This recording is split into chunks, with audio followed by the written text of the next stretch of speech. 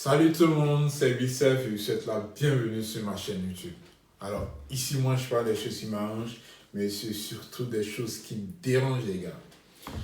Alors, on entame une nouvelle année, 2020.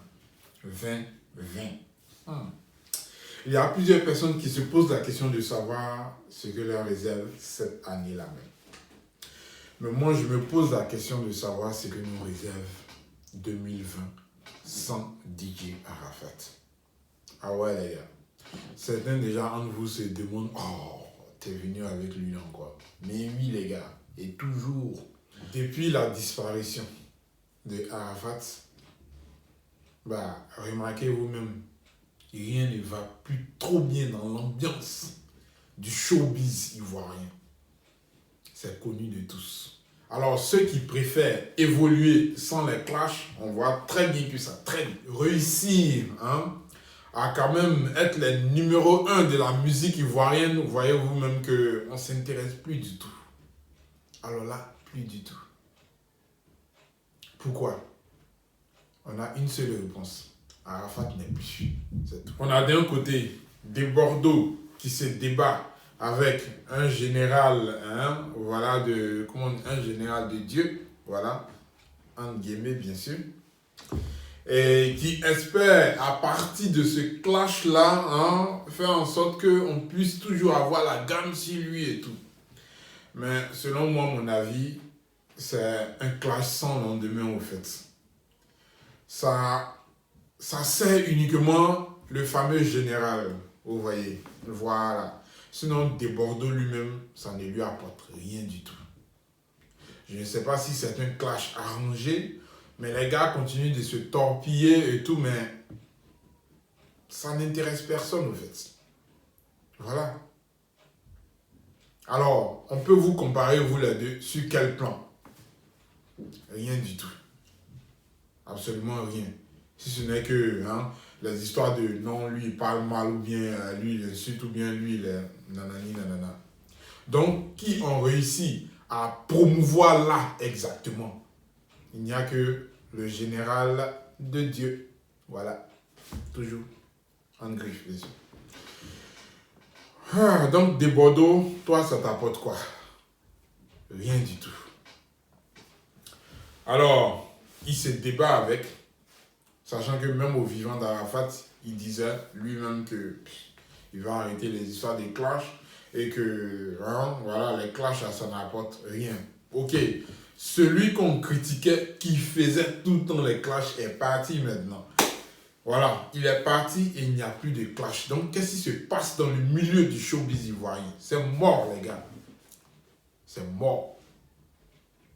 Ceux qui n'aiment pas les clashs, là, d'après eux-mêmes, ce sont toujours les premiers à venir commenter les vidéos de clash parce que, bien entendu, au fond d'eux, ils savent qu'ils aiment ça. Ils aiment ça ferré. Mais actuellement, ils n'ont plus rien à se mettre sous la dent, donc tout est mort. Mais heureusement que Vicef est là. C'est pas du genre Vicef va clasher. Non. Mais Vicef va faire ressortir tous les clashs qui étaient endormis là. Voilà. Tout va refaire surface. Et puis la concurrence va reprendre. La concurrence va recommencer dans le milieu du showbiz ivoirien. Ah oui, les gars. Alors, pourquoi 2020 sera nul à chier sans Arafat? Bon, nul à chier, c'est un peu trop dit. Mais je veux dire, ça sera un peu désastreux. On aura une situation difficile à contrôler. Ah oui, les gars, mais pas impossible, juste difficile à contrôler. Et je m'explique. Du vivant d'Arafat, on va rentrer dans la politique maintenant. Du vivant d'Arafat, dès qu'il y avait des affaires politiques et tout, quand les politiciens commençaient à se clasher et tout ça, voilà, Arafat faisait tout pour diriger notre esprit, sinon pour diriger la plupart de nos conversations vers les clashs musicaux. Donc du coup, à chaque fois que je vous prends par exemple le problème de voitures non dédouanées et tout, pendant qu'on était en train de s'offusquer par rapport à tout ce qui venait de se passer.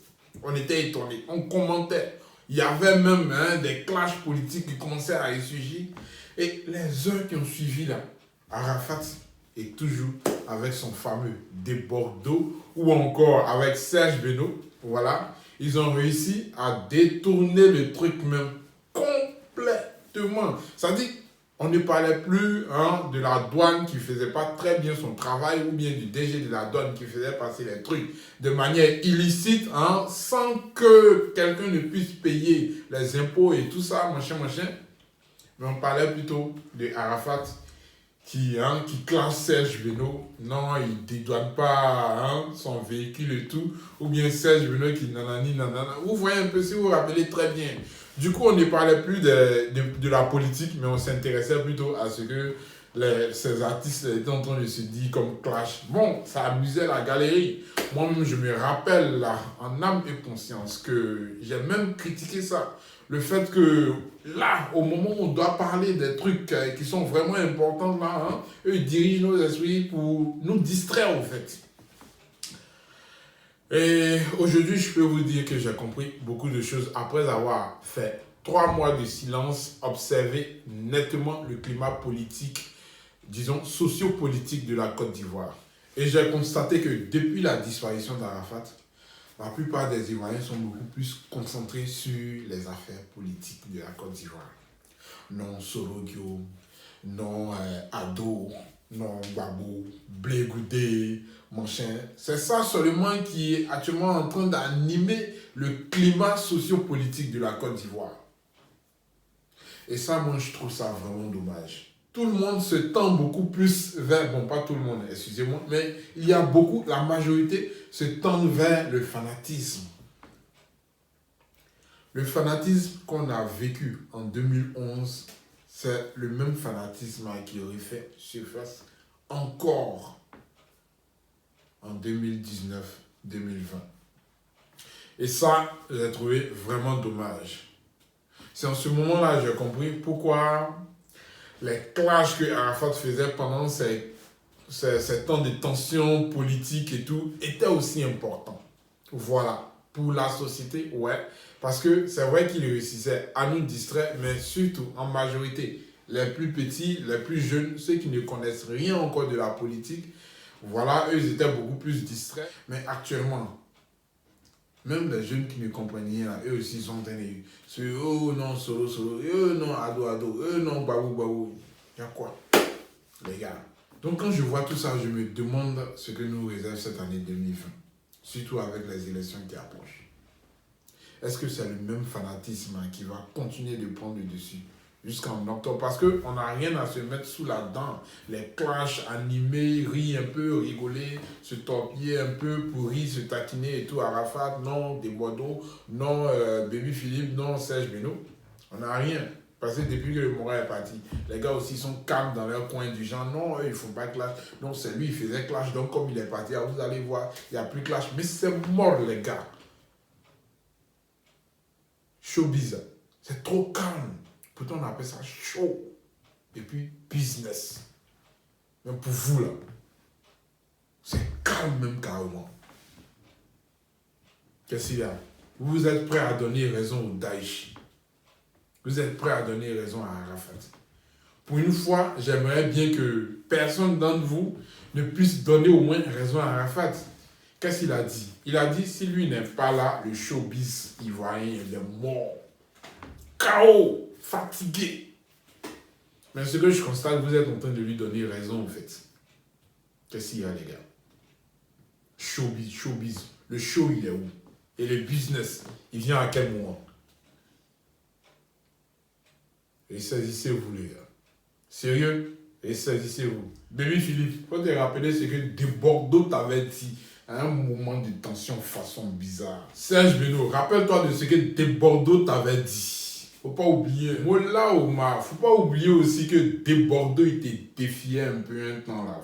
Ariel Cheney, toi aussi, faut pas oublier que la Chine de Didier Arafat continue de te négliger. C'est le moment de refaire surface. C'est le moment de leur montrer aussi que toi là, tu es un dur qui vient de l'école de la Yorogang.